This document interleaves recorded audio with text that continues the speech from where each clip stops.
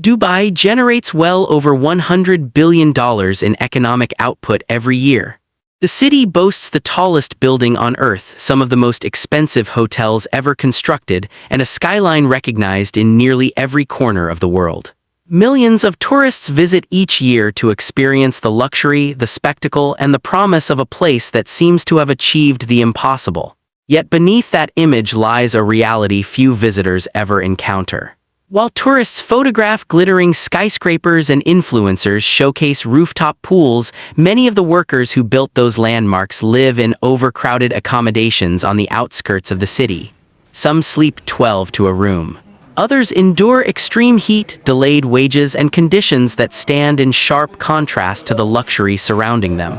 In certain cases, workers report that their passports are held by employers, leaving them with few options and even fewer ways out. Most of these men did not travel to Dubai expecting hardship. Recruiters arrived in villages across South Asia, Africa, and Southeast Asia carrying stories of opportunity and financial success. Families heard promises that a few years of work abroad could transform their future forever. The dream felt so real that many households took extraordinary risks to make the journey possible.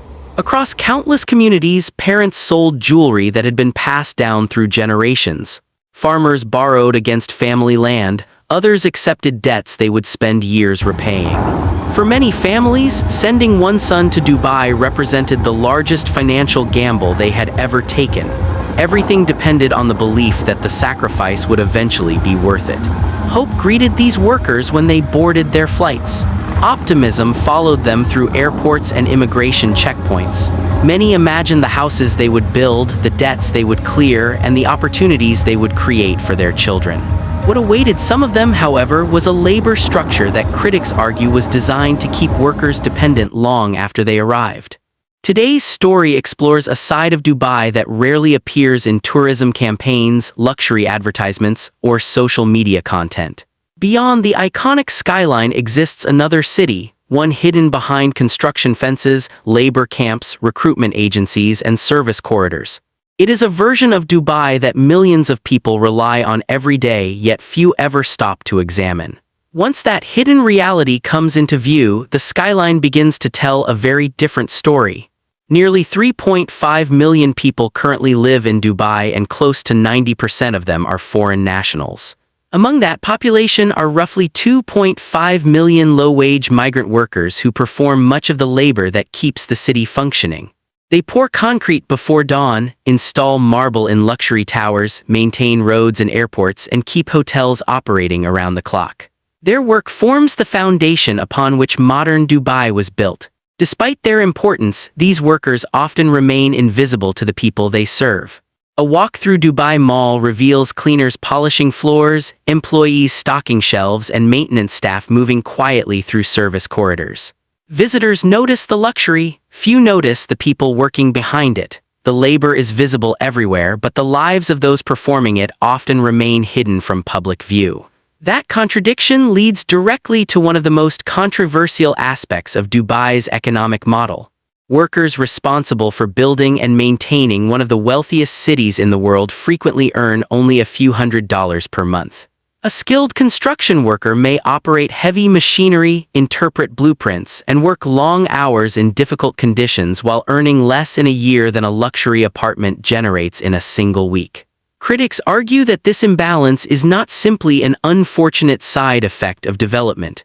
They contend that it reflects a broader economic framework built around maintaining a large supply of low-cost labor.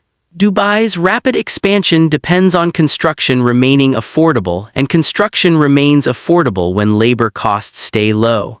At the center of this debate is a framework known as the kafala system. Historically, the Arabic word kafala referred to sponsorship, responsibility, and protection. In its traditional sense, it described a relationship built on trust and obligation.